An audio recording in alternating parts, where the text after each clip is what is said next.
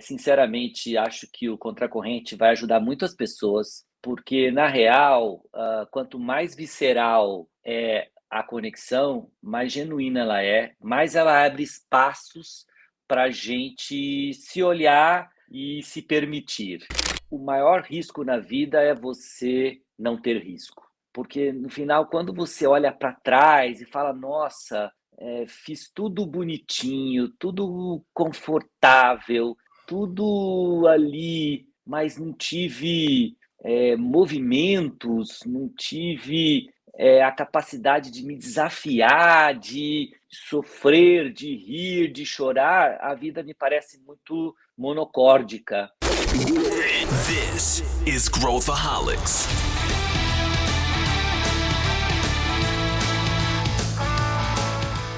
Olá, aqui é Pedro Weingärtner, eu sou o CEO da Ace Ventures e esse é Growthaholics, o podcast para quem adora inovação e empreendedorismo. Se você curte e acompanha o Growthaholics, avalie o nosso podcast com 5 estrelas pela plataforma de áudio que você utiliza. Isso ajuda mais pessoas a encontrarem o nosso conteúdo. Nesse episódio, inspirado no meu livro Contracorrente, vamos mergulhar nos desafios e dilemas dos empreendedores. Se você já leu, certamente vai reconhecer alguns insights e perspectivas já elencadas no livro. Mas mesmo que ainda não tenha lido, eu garanto que essa vai ser uma jornada muito inspiradora. Isso porque, para nos guiar, eu trouxe um convidado muito especial que, inclusive, escreveu o prefácio do livro, meu amigo Sérgio Chaia. O Sérgio é atual CEO da Único e, além de ser um executivo renomado, é autor do livro Será que é Possível?, onde compartilha suas experiências sobre liderança e transformação pessoal. Hoje, vamos questionar o status quo, abrir portas para grandes inovações e acender a faísca para que você supere os medos que travam o seu processo empreendedor. Junte-se a nós e dá o play! Eu estou aqui com o meu amigo Sérgio Chaia para a gente falar sobre vários assuntos interessantíssimos e, inclusive, decisões que ele mesmo tomou. E o Sérgio, eu tenho a sorte de ter o Sérgio aí como fazendo o prefácio do meu livro Contracorrente. Estou super feliz de ter o Sérgio aqui de novo no Growthaholics. Seja bem-vindo, Sérgio. Prazer é meu, Pedro, prazer é meu. E agora, posso te agradecer pela confiança, pela lembrança e pelo privilégio que foi escrever o prefácio do seu livro, que, puxa, muito legal. Obrigado pelo presente. Legal, e o Sérgio, né, eu já falei no outro episódio, para quem não sabe, é um padrinho aqui do Growthaholics, ele que me deu um empurrãozinho final para a gente criar esse podcast aí, que já passa aí daqui a pouco chega no episódio de número 300 aí, e com a ajuda do Sérgio. Quem diria, Sérgio, cresceu, hein, Pedro? quem diria? Cresceu, cara. Eu lembro que a gente até coloquei isso no prefácio, né? Que dos É isso nossos aí. papos lá no Futuro Refeitório e tal. Não, vai, aí você trouxe o nome, não, vamos. Puxa aí, ó, cresceu. É isso Legal, aí. né? Muito bom, muito bom, muito bom. E você, antes da gente começar aqui, você falou, não, tô aqui contra a corrente e tal, e você faz coaching aí há bastante tempo, é um cara que é para CEOs, né, e CEOs de tech, CEOs fora, alguns fora de tech também, e agora na tua última pernada aí, não última, né, mas na mais recente pernada, você voltou para CEO aí, né? E hoje eu queria falar um pouquinho sobre essas mudanças, decisões de carreira, decisões de mudança que a gente precisa fazer no rumo da empresa que a gente está tocando. Mas antes eu queria saber como é que você tomou a decisão para começar aqui de voltar a ser CEO e comenta aí da Único, da empresa que você tá aí à frente hoje. Então, Pedro, falando um pouquinho da Único, a Único é uma unicórnio, né? Uma empresa de tecnologia proprietária brasileira que tem essa missão de construir um mundo mais seguro e mais confiável e mais amplo através da proteção e da potencialização daquilo que a gente tem de mais importante, que é a nossa identidade. E esse é a jornada da Único, e agora a Único quer continuar fazendo isso no Brasil e quer levar essa plataforma de autenticação de identidade digital confiável, que a gente chama assim, para o mundo. Acabou de fazer aí 2 aquisições, uma empresa nos Emirados Árabes, outra empresa no México, e está aí com planos de levar isso para o mundo. No meu caso, quando o Diego me chamou para voltar a ser CEO, o que eu tinha dito para mim mesmo que eu não ia fazer nunca mais, quando eu tive lá a minha despedida de CEO aos 50 anos. O que me fez voltar no final foram 3 coisas. O primeiro é que com eu atuando como CEO, e eu conheço o Diego há 12 anos, conheço a Único há 12 anos, fazia mentoria, fiquei mais perto, mais longe, como advisor lá, de diversas formas. E o Diego, para mim, é um dos caras mais geniais que eu conheço quando se fala em traduzir necessidades e dores e transformar em produto. O cara realmente é incrível. Então, ele se afastando da gestão, ele vai poder se dedicar a isso full time e também na internacionalização da empresa como CTO global. E essas aquisições já são frutos desse foco dele em levar a Único para o mundo e trazer uma geração de novos produtos que podem ajudar aí as pessoas e os nossos clientes. Então, ele focado nisso vai trazer mais valor para o ativo da Único. O segundo tema é que essa questão de gestão e também até gestão de empresas de tech, por uma parte relevante dos meus clientes são empreendedores de coaching, e são empreendedores de empresas de tecnologia, até investidas por fundo. Eu aprendi bastante desse rolê, aprendi bastante sobre as dores, sobre as dificuldades, sobre as necessidades dessas empresas de tecnologia, até trabalhei com algumas unicórnios também, e trabalho. Então eu falei, puxa, eu entendo dessa realidade, conheço da Único e acho que posso ajudar, no caso da Único Brasil, trazendo mais cadência, mais processo e trazendo um caminho de amadurecimento mesmo dessa empresa e, logicamente, com a missão de transformar isso em resultados. Graças a Deus, isso vem acontecendo junto com o time e todos os colaboradores da Único, que a gente chama os seres únicos, têm feito, eu diria, 1% eu, 99% eles têm feito um trabalho extraordinário nesse ano.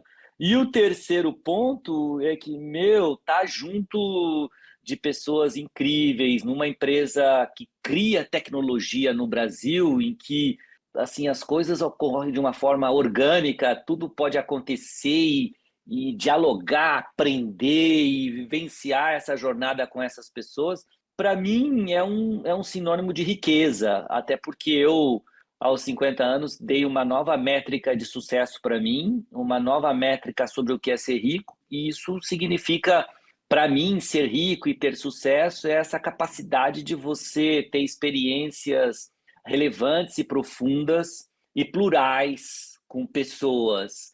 E então, sobre essa lógica, estando aí com esse grupo da Único tão heterogêneo e tão diferente, de pessoas super diferentes em diversos aspectos, eu estou acumulando riqueza dentro da minha perspectiva, botando lá moedinhas no meu cofrinho da vida. Então, estou indo para bater as minhas metas de sucesso ou sobre o que riqueza significa para mim. E fazer isso no meu momento de vida e combinar isso com as outras coisas que eu faço ir contra a corrente, sim, mas é incrível, uma possibilidade de aprender e de aprender com o mundo muito legal. Muito legal te ouvir, porque enfim, eu já te conheço um pouco, eu sei que você é genuinamente movido por isso, né? Você gosta, você curte, você se diverte, e para você ter topado encarar uma jornada nova aí dessas, teria que ter checado essas caixinhas. Mas voltando aqui para as decisões de vida, e tudo mais, né, no livro agora, que foi um livro bem, talvez mais visceral do que os outros livros, assim, menos intelectual, mais pro o conselho para o empreendedor que está, e não necessariamente para o empreendedor de startup e tal. Uma das coisas que fica, que eu queria te perguntar, é esse lado que é o dilema de vários, né, Sérgio? Como saber se eu não deveria fazer isso e tal. Você acabou de trazer o teu framework de sucesso, e eu costumo dizer sempre que sucesso não é uma coisa one size fits all, né? Sucesso não é dinheiro, né? Sucesso é o que você define. Dizer isso é uma coisa, né, Sérgio? Ter isso no seu gut é diferente. Como pensar sobre isso, Sérgio? Você que aconselha, conversa com tanta gente legal. Eu acho assim, Pedro, de uma maneira, e por isso que eu, sinceramente, acho que o Contracorrente vai ajudar muitas pessoas, porque, na real, quanto mais visceral é a conexão, mais genuína ela é, mais ela abre espaços para a gente se olhar e se permitir.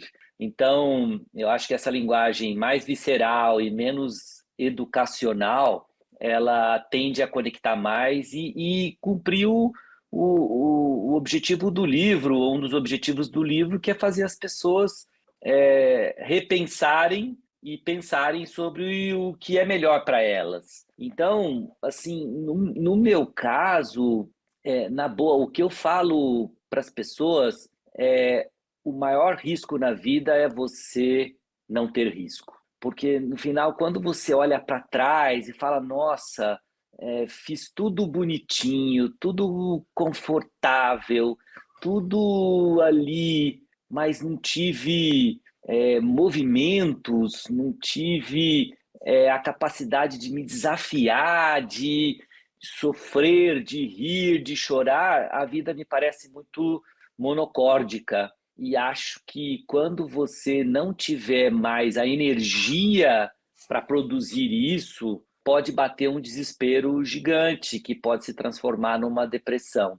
Então, sobre essa métrica, eu acho que o importante é você olhar e se arriscar e aprender com tudo isso. Lógico que pode ter metodologias, acho que os planejamentos de como fazer isso, mas a essência de fazer movimentos na vida, para mim, é um ritmo que torna a vida mais rica, mais bela.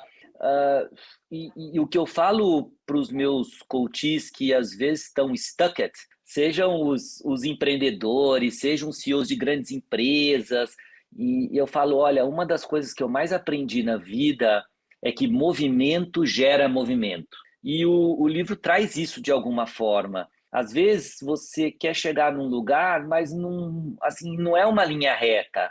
Mas fazer um movimento gera um outro movimento, que gera um outro movimento. E acho que isso foi uma tônica que eu tenho levado para as pessoas e fazendo também com a minha própria vida. E isso faz com que as coisas aconteçam. Essa coisa de pensar, parálises análise, sabe? Você pensa tanto o fazer que você não faz, isso realmente pode ser um detrator de resultados e de emoções e de vivências, que no final é sobre isso. Uhum. Eu acho que esse viés para ação é muito importante. Eu acho que também é uma marca registrada aí dos empreendedores, né? O empreendedor, ele tende a ter isso. E tem uma coisa, Sérgio, que eu não sei se você sente isso, mas no Brasil eu acho que é muito forte, é uma resistência à autoralidade por parte dos empreendedores, né? E o empreendedor recebe conselho de todos os lados. Faz isso, faz aquilo, tem que fazer aquilo, tem que isso aqui, cara bom faz isso, papapá, daí vem Steve Jobs, tem não sei o quê. Aí dentro da empresa os colaboradores falam, não, você está errado, o caminho é esse. No final do dia o empreendedor fica esmagado entre vários conselhos e tem a voz dele também, né? Eu estava dando uma de Sérgio Chá outro dia, dando uma mentoria, E uma moça tava me falando, aí ela tá me falando, Pedro, eu tô fazendo isso, tô fazendo aquilo outro, com uma cara assim meio entediada, né, meio de... Mas o que eu queria era fazer tal coisa. Aí eu falei pra ela, olha, por que você não faz tal coisa? Ela, Deu? Faz tal coisa. Pô, como se ela estivesse esperando uma permissão externa para fazer o que ela acha que ela deveria fazer. E é um pouco essa programação que a gente recebe, né, Sérgio? Como equilibrar tudo isso, né? Todos os conselhos que você recebe com a tua própria voz, com aquilo que você acha que você deveria fazer. É complexo navegar nisso, né? Super complexo, até porque o que todo mundo mais gosta de fazer é dar conselho. E o que está mais disponível por aí são formatos e atalhos para o sucesso, não necessariamente customizados para o meu ou o seu sucesso, ou o sucesso daquele empreendedor, daquele profissional. Então, é um imbróglio, mas eu acho que eu penso que a gente deveria usar isso com uma única função, uma função de só alimentar e só de estimular, mas não com a função de decidir para a gente o que a gente tem que decidir. Não dá para terceirizar as nossas decisões de vida ou de empreender ou de um caminho numa determinada empresa nos outros. A gente tem que usar isso como alimentos, referências, mas para alimentar o nosso próprio processo decisório, mas não para terceirizá-lo no externo, ou na internet, ou no mentor, ou num determinado exemplo, curso, o que for por aí. Então, eu acho que isso é fundamental. A gente está sempre descobrindo o que é relevante e o que a gente precisa fazer para entregar o nosso melhor para o mundo. Eu acho que tem uma das coisas que eu mais falo para os meus coaches, e às vezes surpreende eles, principalmente de empresas que são investidas, acabaram de ser investidas, aí o empreendedor fala, nossa, agora eu tenho que virar CEO. Nossa, e aí, o que eu faço? Como é o CEO?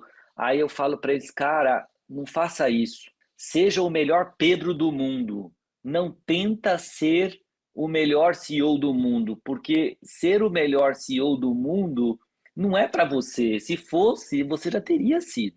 O que você precisa fazer é pegar o que você tem de melhor, o que você tem de grandes ativos e levar isso a um outro patamar. E aquilo que você não faz bem ou não gosta tanto de fazer, terceiriza isso em alguém do seu time que faça isso muito bem.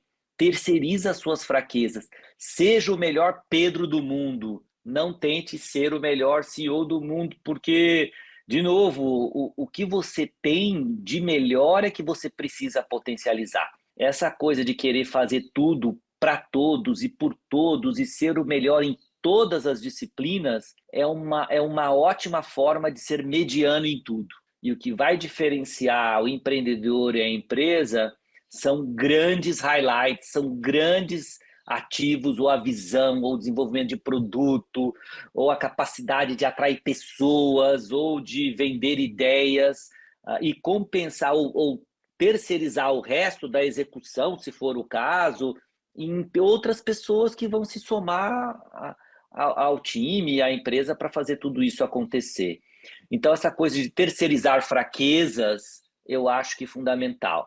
E uma coisa que você fez com a sua mentorada aí, que eu também faço, e eu faço isso, você me conhece, sabe que eu adoro estudar pessoas e tudo, eu fiz um curso de microexpressões. E aí eu vejo, assim, quando a pessoa fala alguma coisa que realmente incendeia ela por dentro, a expressão facial dela se modifica brutalmente. Então eu falo, olha, se eu pudesse te filmar, você não acredita como a sua face se transformou. Então, presta atenção nisso, seu tom de voz se transformou, a sua face se transformou, suas expressões se transformaram. Olha mais sobre isso, reflete sobre isso. né? Então, eu acho que pegar no spot, como você fez com essa menina, eu procuro fazer isso também. E até trago, nossa, eu me impacta as microexpressões que são comandadas por descargas de conexões neurais que se formam ou que se potencializam no nosso cérebro. E são microexpressões que duram pouquíssimos milésimos de segundos, mas claramente são manifestações. E poder pegar isso e levar isso para a pessoa faz com que ela tenha mais propensão a fazer movimentos. E eu fico muito atento a isso e acho que você ajudou muito aí sua mentorada. Parece óbvio o que você falou, mas às vezes a gente é só um veículo para uma mensagem que o mundo precisava dar para ela. E ela se abriu nisso e você entrou por essa porta. Eu sinto isso também, Sérgio, e eu acho que é isso que você falou de ser mais Pedro, de ser mais Sérgio, porque é aquilo, se você fosse o CEO profissional, né, você já estaria numa carreira de CEO profissional, você não teria criado um negócio. E eu acho que entender quem você é, por que você está fazendo isso, o que vai te alimentar, é uma coisa muito importante, porque se você não tiver gás, né, e no livro eu falo, né, as empresas morrem por duas razões, ou acabou o caixa, ou acabou o gás dos empreendedores. O caixa geralmente é uma função do gás também, porque pode estar acabando o caixa, se você tem gás, você dá um jeito, você vai lá e inicia um movimento e tudo mais. Agora, tem um ponto que eu queria falar contigo, que é a emoção dominante na hora de você fazer as coisas, né? E eu vejo que, por exemplo, o mercado financeiro é muito nítido, que tem o mood, né? A vibe do momento. A vibe agora é vamos comprar, a vibe é vender.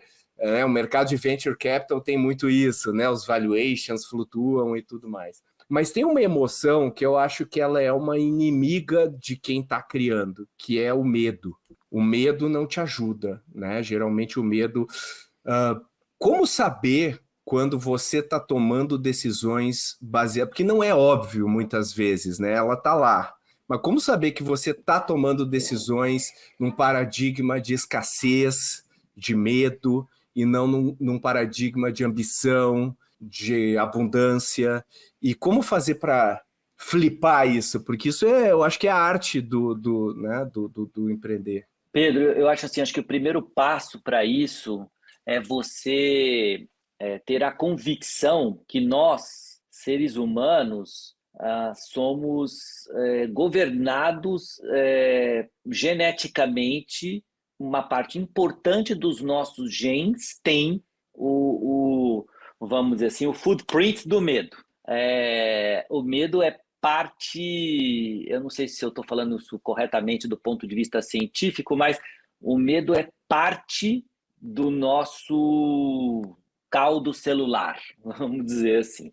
E por que eu estudei muito, muito isso?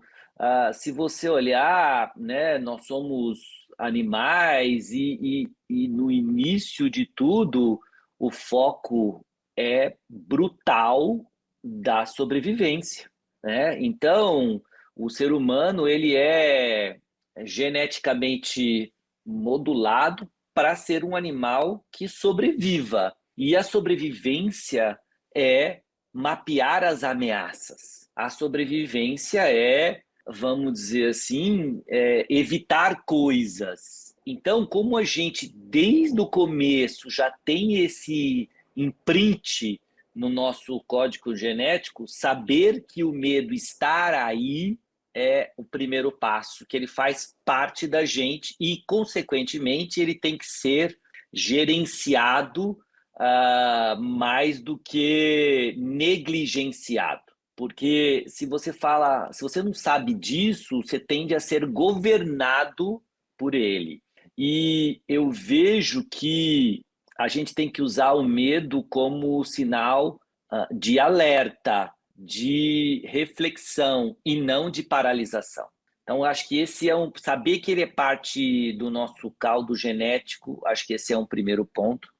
O segundo ponto é que no mundo de hoje, as pessoas são muito mais governadas pelo medo de perder do que pela vontade de ganhar.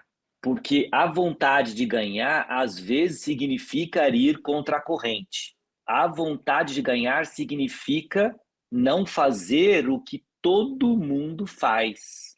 E a vontade de ganhar pode levar a um fenômeno brutal que tem governado as nossas vidas, que é um termo que um psicólogo de altíssima performance, que chama Michael Gervais, que acompanha atletas e times e executivos, disse que é o FOPO, Fear of People Opinions. Tem o FOMO, né? Fear of Missing Out, mas tem o FOPO, que é Fear of People Opinions. A gente fica tão, eu diria, liderado pelas opiniões dos outros, e as redes sociais amplificaram muito o FOPO, que a gente deixa de focar naquilo que a gente tem controle, que é as nossas decisões, as nossas escolhas e os nossos movimentos. Então, pensar que isso também está no inconsciente coletivo é uma forma de awareness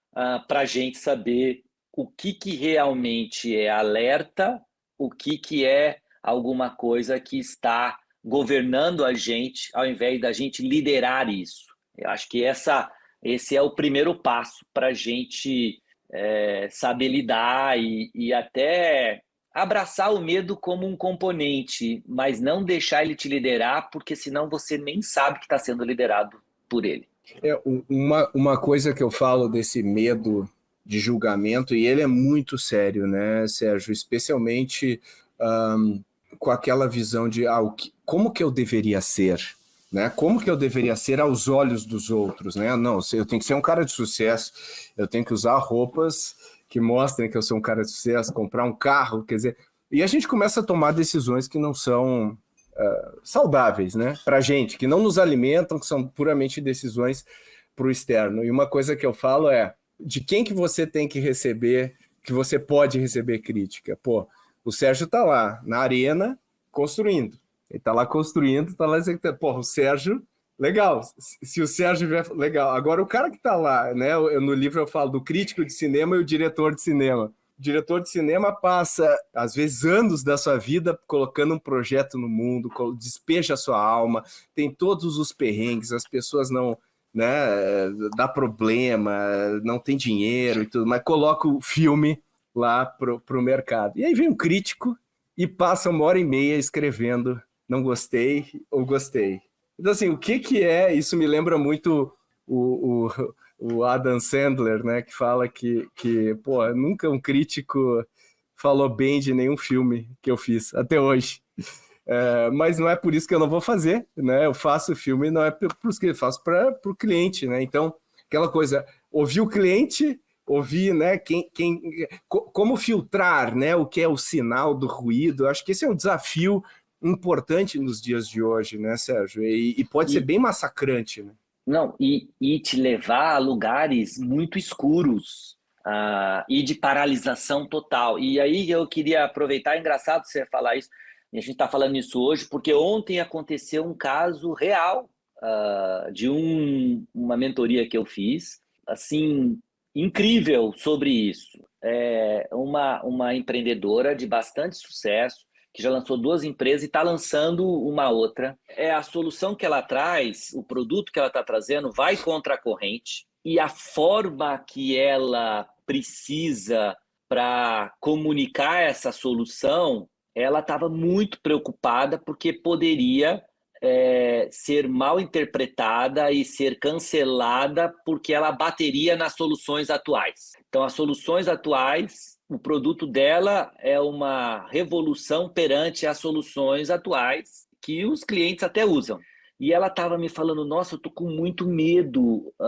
E assim, Pedro, uma pessoa de muita assim, visibilidade, importância, relevância, ela me confidenciou que antes de fazer um post no LinkedIn, para começar a falar da solução dela, ela passava 2 dias sem dormir, de ansiedade, e depois que fazia o post, mais um dia para ver se quais eram os comentários.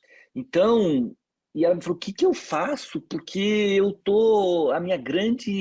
meu grande ativo é a capacidade de eu me comunicar, de engajar, de vender, e eu tô aqui com medo, né? O FOPO, né? O medo das opiniões das outras pessoas. E aí, o que que eu falei para ela? Primeiro, eu te entendo, porque a sua solução ela é disruptiva versus as soluções atuais, mas ela falou: o que que eu tenho que, qual é o tom? Eu falei: puxa, para você construir, não precisa destruir. Você pode dizer que você é um novo caminho, é uma nova opção, é uma alternativa para quem quer uma coisa diferente do estabelecido.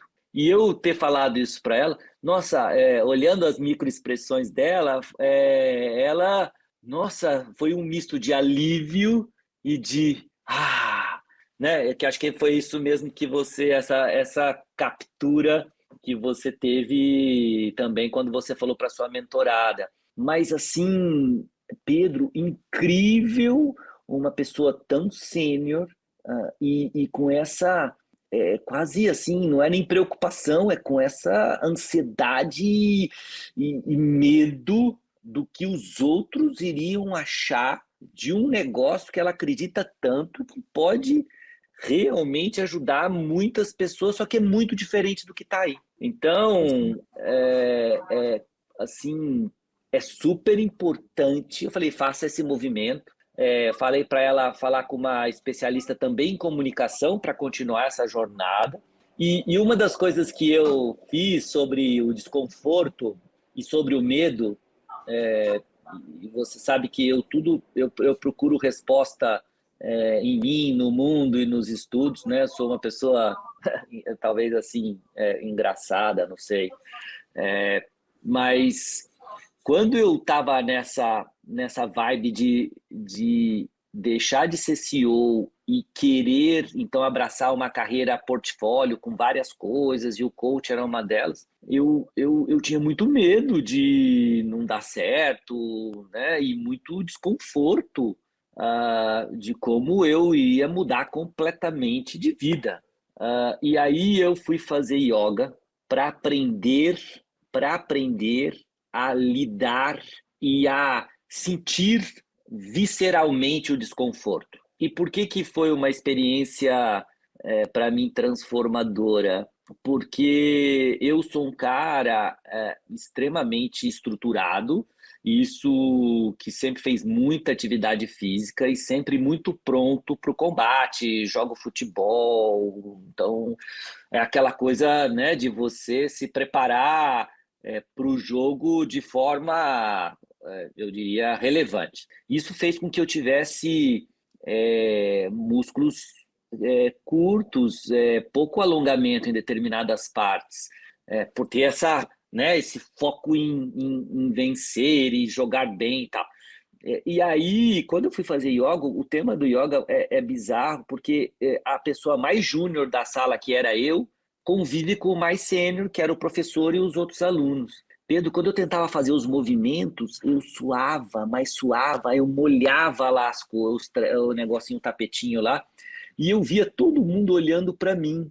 E eu queria ter essa sensação de como é você não ser bom e ter todo mundo olhando para você, como você recebe isso, processa isso e passa por isso e avança sobre isso, supera isso. Então eu fiz um bom tempo yoga, não faço mais, mas muito mais com essa, como eu ia saber lidar com esse desconforto, de não ser o melhor, o mais preparado, e o que isso ia me fazer aprender, de estar mais leveza, de se permitir, de procurar ajuda, né? De olhar para dentro, olhar para fora, entender as coisas.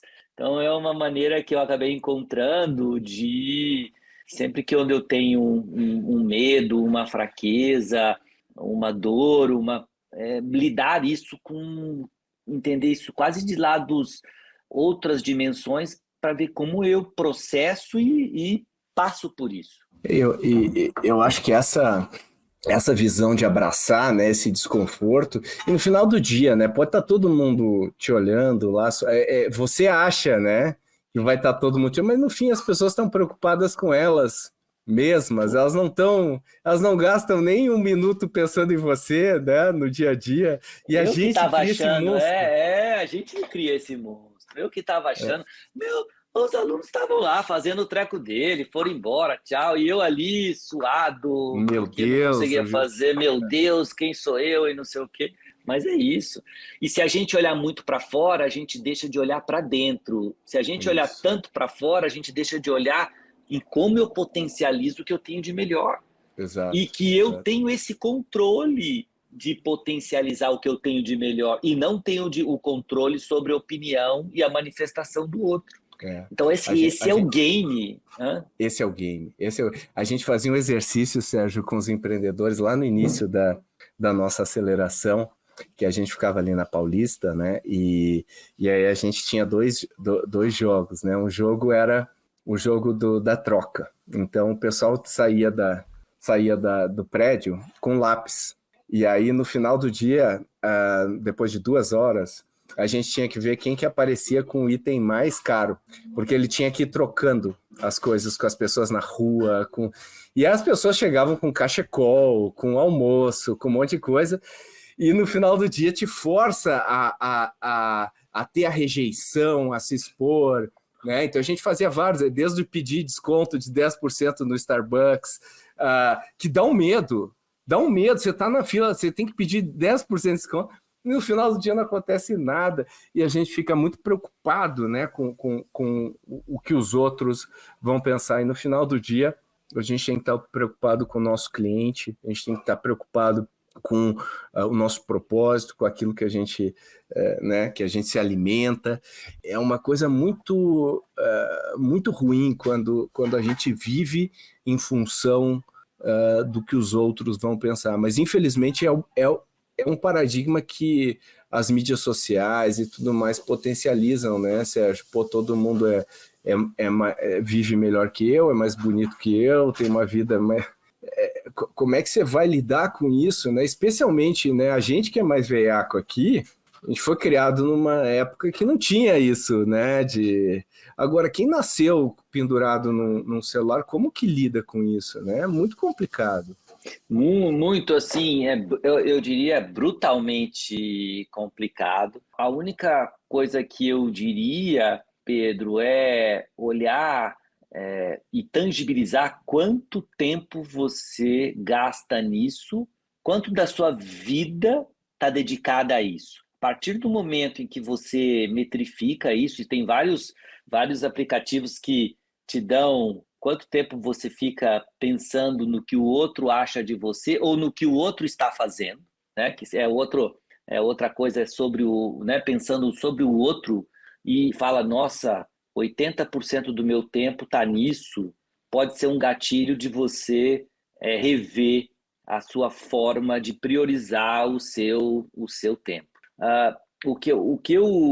Você é um estudioso de startups e de empreendedores e de empresas, você sabe disso muito melhor do que eu, mas ninguém fez coisas incríveis pensando na opinião dos outros e pensando no que os outros achavam sobre ele todo o tempo. As pessoas que fizeram coisas incríveis, eu acho que pensaram em dores incríveis a serem resolvidas, clientes satisfeitos, mas não sobre a opinião alheia, como eu trago as melhores pessoas para irem junto comigo, mas assim, pensando só no que o outro vai achar, meu Deus, isso, acho que até eu queria te ouvir mais sobre isso, eu acho que não é por aí, e eu acho que o Não. livro também estimula as pessoas a refletirem sobre isso. Conta mais para a gente sobre isso, o que você acha? Eu acho que não só o que os outros externos vão pensar, mas sobre o que a sua equipe também vai pensar, né? Então, no final do dia, eu vejo muito empreendedor ficar refém Tá refém do que os outros pensam. Se eu falar isso, a minha equipe não vai gostar, isso aqui não vai. E aí ele fica lá no meio. E eu acho que você tem que ter coragem para não ser benquisto, né? Porque você não está nesse jogo para ser benquisto, né? Você está nesse jogo para resolver problemas para pessoas muito específicas. Você tem uma responsabilidade com a sua equipe, mas a receita do fracasso é fazer o que todo mundo quer que você faça.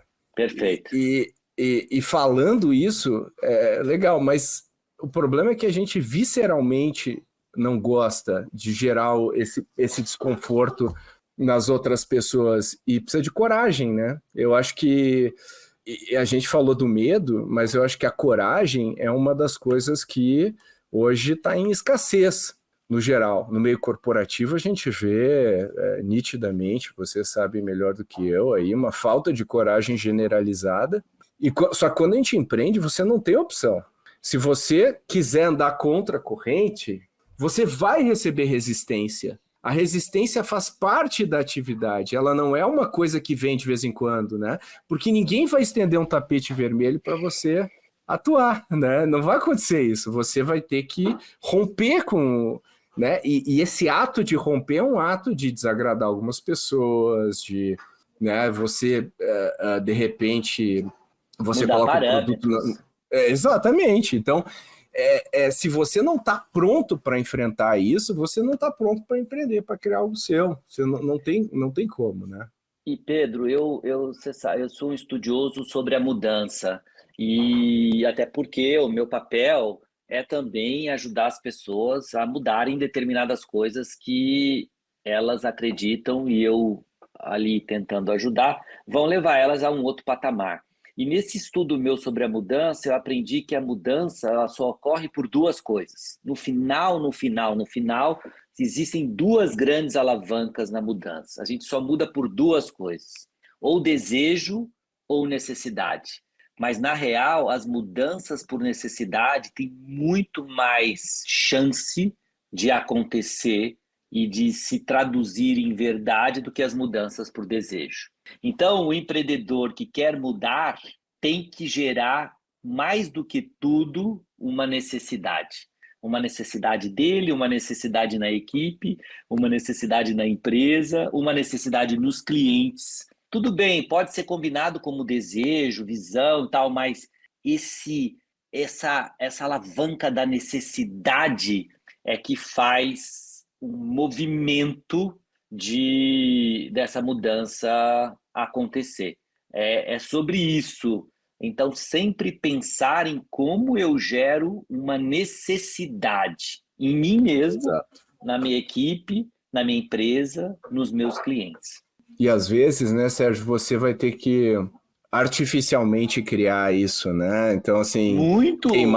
queimar as caravelas simbolicamente, né? É isso, cara, não tem plano B, nós temos que fazer isso, né? Muitas vezes é isso, né, Sérgio? Não, acho que assim, grandes empreendedores que eu conheço, eles vivem de empurrar a empresa gerando crises artificiais, né? Porque a evolução, ela só vem no desconforto, Pedro. Se você, assim, o nosso cérebro ele é preguiçoso, por isso que a rotina é um negócio que nos interessa ou traz muito, queima menos, gera menos atividades neurais, é uma coisa que a gente já acostuma e tal. Por isso que a gente é muito adaptado a isso. E eu sempre falo que o conforto imobiliza.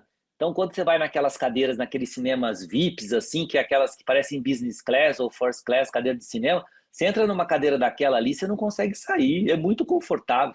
Então, literalmente, o conforto deixa a gente sugado, imobilizado. Se você quer crescer, se você quer evoluir, você tem que gerar mecanismos constantes de desconforto. E tem vários CEOs, empreendedores extremamente bem-sucedidos que fazem essa geração do desconforto Sim. pelas crises. Inventam Sim. crises, potencializam crises, assim, e fazem disso, sei lá, 2 por ano, né? É isso aí. E aí faz você revisitar coisas e fazer coisas que não estava no seu naquela sua rotina, naquela sua maquininha, naquele seu jeito de fazer. Mas Perfeito. isso muda o patamar.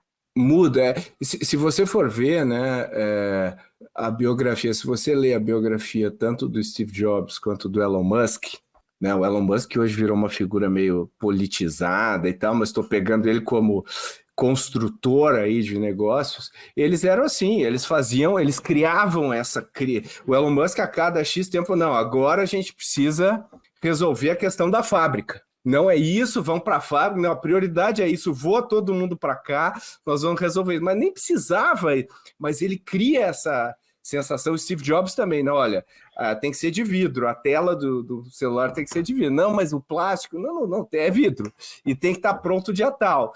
Então ele faz o pessoal, e eu acho que isso acaba... No final, assim, é um caminho de desconfortável, mas o que a gente produz nesses sprints ou nesse momento aí de crise, o cara olha para trás e fala, porra, olha o que eu fiz, né? Eu nem sabia que eu conseguia. E no final do dia, como líder, né, se pensar que o líder é extrair o melhor das pessoas na direção daquele objetivo, às vezes a gente tem que né, não estou dizendo para a gente emular o Elon Musk ou o Steve Jobs, mas como é que a gente introduz esse elemento na nossa rotina, porque eu acho que né, lendo aquele livro do Ben Horowitz sobre cultura, né, What You Do is Who You Are, ele fala que as culturas mais fortes, elas têm comportamentos não razoáveis, né? Não, isso aqui a gente faz igual, isso aqui a gente vai até a Amazon para contratar alguém, né? Aquela coisa da mesa ser portas, né? Para mostrar frugalidade. Essas coisas estão no DNA do empreendedor, né, Sérgio? E acabam atraindo pessoas que eu acho que também tem muito sobre isso, né? O empreendedor não faz nada sozinho, e acho que em determinado momento ele tem que atrair pessoas que tenham um fit, um link cultural com esse modelo do desconforto contínuo, seja pela ótica do bem, seja pela ótica da crise, e se atentar muito a isso, se atentar muito, vamos dizer assim, em que tipo de pessoa você vai estar junto com você. E, Pedro, não é só sobre as competências técnicas. Cada vez menos, ainda mais no empreendedor, em que a gente precisa de gente que empreenda junto com ele, que ter um conceito de descoberta, de desconforto, de inovação contínua, de viver com menos, de construir o que não existe, que no final achar pessoas que no âmago dela, na alma, tenham esses traços, é muito importante para você ter gente que, junto com você, te leve a um outro lugar, e leve a empresa, o seu negócio e até a sua própria vida a um outro lugar, porque quem empreende tem um match muito grande entre empreender e viver. É uma forma de expressão e de colocação ao mundo. Os empreendedores têm esse traço, mas trazer gente com esse viés é fundamental, e procurar fazer isso de formas não tradicionais também é muito importante. E no mundo em que as pessoas, até pela própria internet, estão tão preparadas para vir fazer um pitch nas entrevistas e nas interações, você, como empreendedor, tem que buscar mecanismos de trazê-las revelarem a sua verdadeira essência. Porque hoje tem pitch para tudo, né? Como fazer uma boa entrevista, como entregar isso, fazer aquilo. Eu não acho que você tem que estar sempre atento em buscar fórmulas de desconstruir isso, não para envergonhar o candidato ou para ferrar ele, muito pelo contrário, mas para que você dê para ele uma chave, para que, se ele usar, ele revele a verdadeira essência dele, porque no final, quando ele entra na empresa, as coisas vão indo, vai ser a essência dele mais a competência que vai possibilitar ele entregar o melhor para a empresa e receber o melhor da empresa também. Eu não posso deixar de perguntar, Sérgio, dá uma ou duas técnicas que você usa, Cara, que você conhece para eu tenho extrair? feito algumas perguntas, tipo, me conta 3 decisões que você tomou que realmente demonstram quem você é. 3 decisões de vida que realmente demonstram quem é você. Então, essas são coisas que eu pergunto. Me conta uma coisa que antes dos 12 anos aconteceu na sua vida, que teve um impacto brutal em você. Me conta um grande trauma, um grande erro, o que a sua mulher e o seu marido, sua namorada, o seu namorado ou quem é importante para você fala que você tem de pior.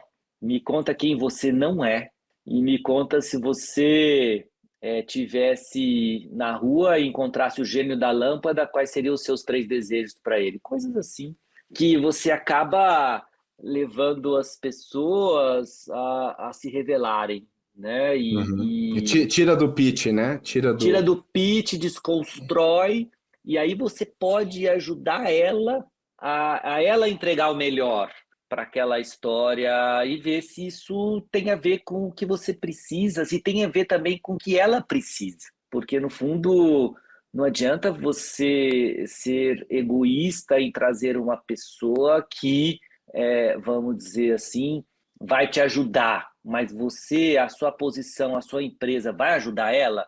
Porque no final é uma coisa que tem que ser bom para todo mundo. E eu procuro muito entrar nesse lado que desconstrói. Eu vejo candidatos muito bem preparados para trazer os 3 ou 4 talking points de impressão e tal, mas no final isso desconstrói tanto que permite também eles e a mim entender com quem que eu estou falando ali e se ver se isso tem a ver com que a gente ou as empresas que eu ajudo e tal a fazerem sobre isso. Porque ali você tem que entender, de novo, quem está por trás daquela persona, né, Pedro? E isso é super importante, porque o maior ativo das organizações, no final, para mim, são as pessoas. A capacidade de atrair, reter e desenvolver as melhores pessoas, numa visão poderosa, aumenta as chances, de um empreendimento ou uma empresa ter sucesso. Puta, é isso aí, Sérgio. Eu tô super alinhado com você e é muito difícil fazer isso, né? Assim, no final do dia é talvez a tarefa mais difícil que os empreendedores vão se deparar. Para a gente encerrar aqui, Sérgio, você é um cara que já me indicou diversos livros, artigos e etc. E a gente sempre faz essa pergunta no final: o que você está lendo, está vendo, está ouvindo hoje que está te inspirando aí? O que está te fazendo refletir para compartilhar com os nossos ouvintes? Olha, Pedro, várias coisas, né? Vários livros. Eu sou aquele cara que lê, putz, sei lá, 4 livros ao mesmo tempo. Mas um que eu tô lendo é esse, acabei de, é o do Michael Gervais, que é The First Rule of Mastery, que tem a ver com esse FOPO aí, né? Fear of People's Opinions. Aí esse é um livro que eu tô lendo agora. Um outro livro que eu tô buscando, aliás, um outro livro não, uma outra série que eu estou vendo é uma que chama Industry na HBO Max, que é ótima, assim, que são vários jovens num fundo de investimento, no investment banking, uma série super divertida talvez seja uma palavra um pouco errada, mas assim, interessante.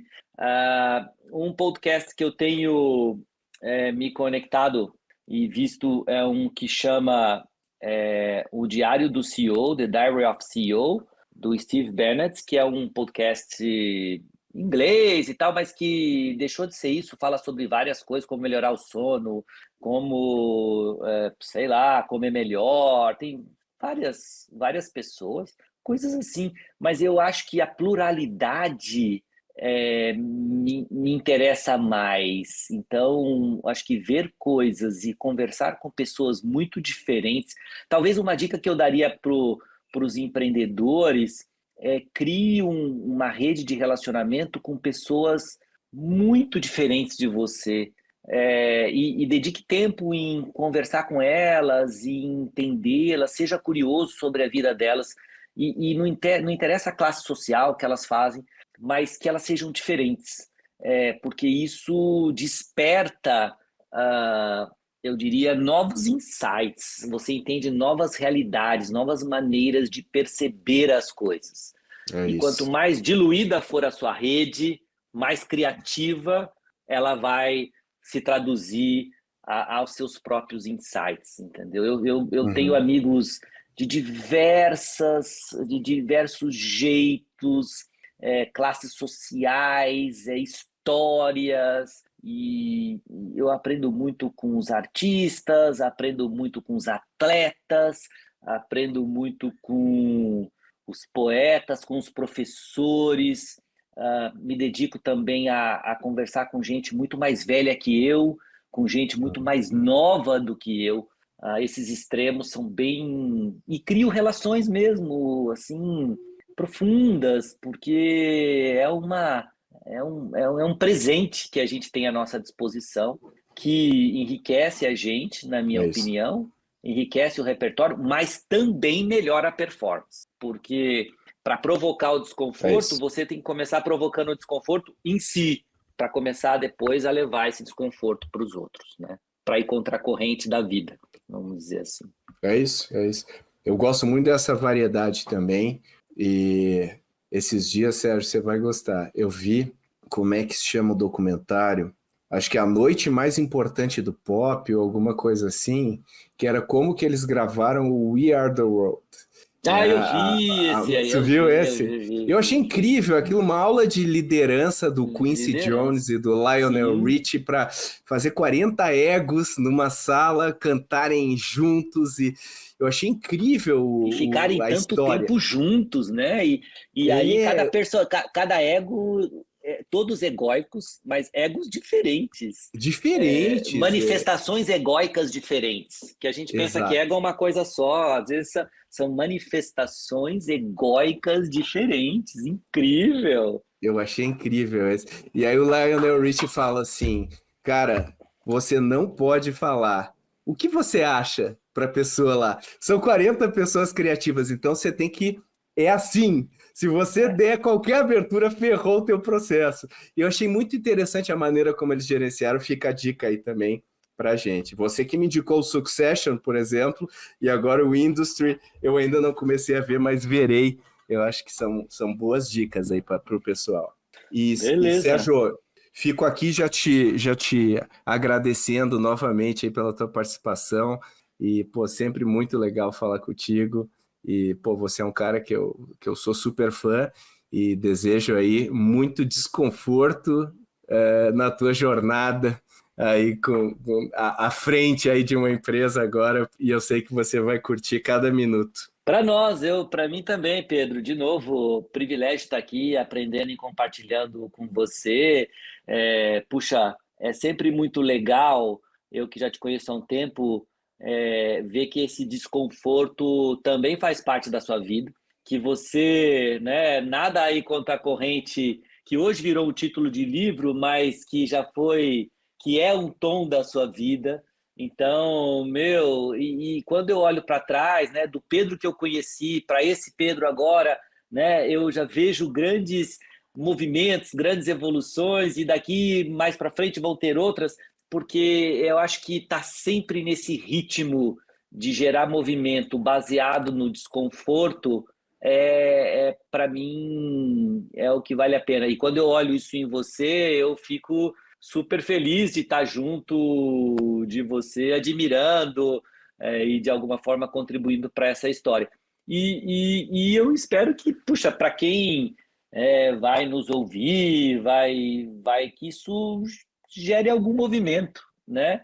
Porque no final é sobre isso. Se gerar algum movimento, a gente já vai ter valido a pena a gente ter dado algum retorno ao investimento de tempo que eles vão ter, tá aqui nos assistindo ou nos ouvindo. Muito obrigado, Sérgio. Chegamos ao fim de mais um episódio do Growthaholics. Se você gostou do que ouviu hoje e quer se aprofundar ainda mais nas estratégias para enfrentar os desafios do empreendedorismo, eu te convido a conhecer o meu livro Contra a Corrente.